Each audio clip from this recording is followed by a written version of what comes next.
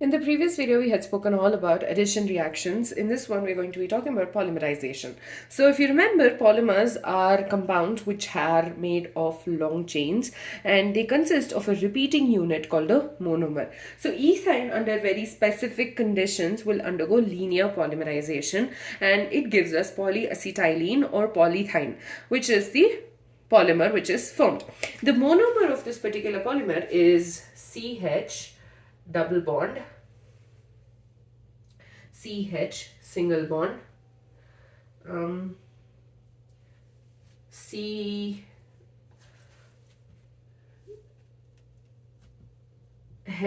double bond, CH. So this is the monomer, and this particular polymer will get represented as CH double bond, CH single bond, CH double bond, CH single bond, and N times.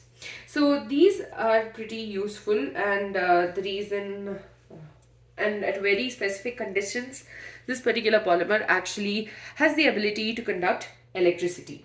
So this makes it a very useful thing in electrodes and car batteries. So because they are good conductors, and because also they are lighter and cheaper than the metal conductors, they are useful in the electrodes in car batteries. Now the second type of polymerization is cyclic polymerization. As the name suggests, you have the formation of a cyclic compound taking place. So here ethine is passed through red hot iron tube at 873 Kelvin for it to undergo cyclic polymerization.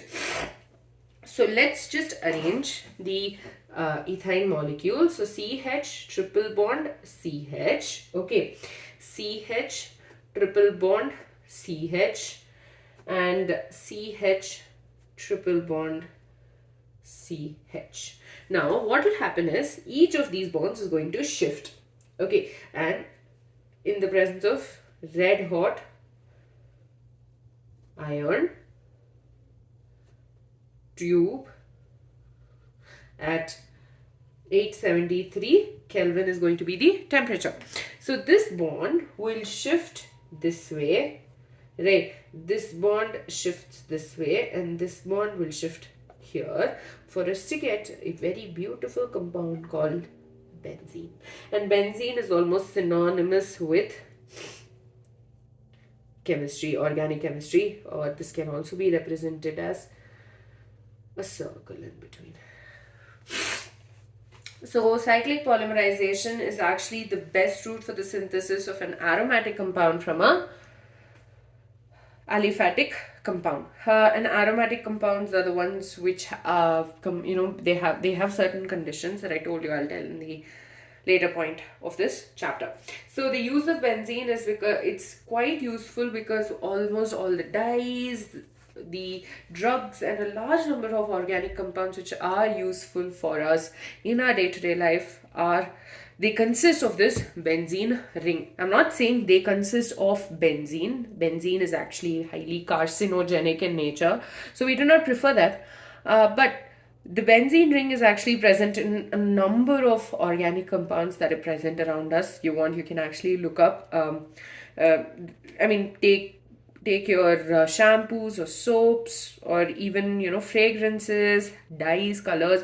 All of these will consist of this benzene ring, and even medicines do consist of the benzene ring. I'm not telling all of them consist, but many of them do consist, and because of that, benzene is extremely useful for the synthesis of these compounds. So with that, we're done with alkynes. We started with the structure of the triple bond, then moved on to study about the nomenclature as well as the isomerism, and then talked about the various methods of preparation, the physical as well as the chemical properties. And in chemical properties, we said that we discussed as to why alkynes are more acidic, or why are alkynes acidic but alkenes and alkanes are not considered as acidic, and the various addition reactions that it undergoes.